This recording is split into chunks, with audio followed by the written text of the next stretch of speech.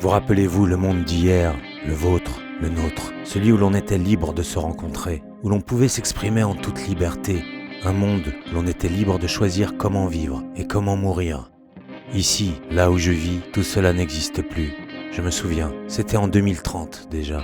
Nous avions 700 contacts, 300 personnes amies dans notre liste. Mais combien d'entre eux connaissiez-vous réellement ? Combien salueriez-vous dans la rue si vous les croisiez ? Nous étions déjà au courant de cela, mais quelle importance ! Le cap était déjà franchi. Ici, nous sommes maintenant les esclaves du regard des autres, et dont le maître mot est paraître.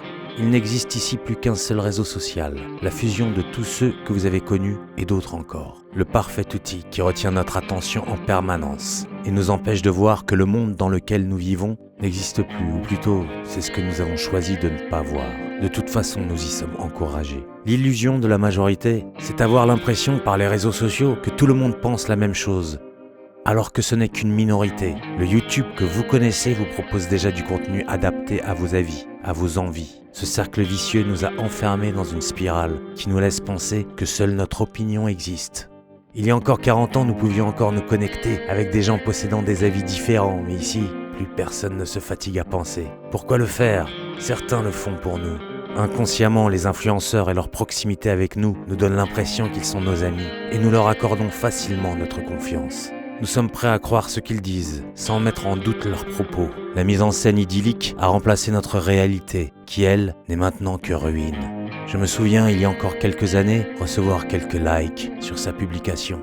Notre cerveau produisait encore de la dopamine, et cela nous faisait ressentir du plaisir. Mais l'accoutumance et l'addiction nous a supprimé ce soulagement. Nous ne ressentons plus. Nous vivons et consommons ce que nous regardons.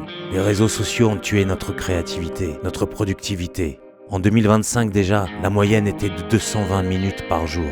220 minutes de scroll et de voyeurisme sur une vie fictive. Et cela nous a fait oublier que dehors, le monde existait encore.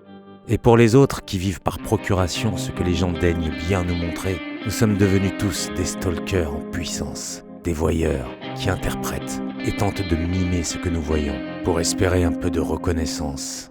Nous voulons juste être aimés, pas pour ce que nous sommes, car ici, nous ne sommes plus rien, mais pour ce que nous voulons être. Comme disait un ancien psychanalyste, il s'agit de nous idéaliser, de nous montrer non pas tels que nous sommes, mais pour ce que nous nous représentons dans notre magnificence pour susciter l'intérêt de l'autre, en jouant la carte de la transparence.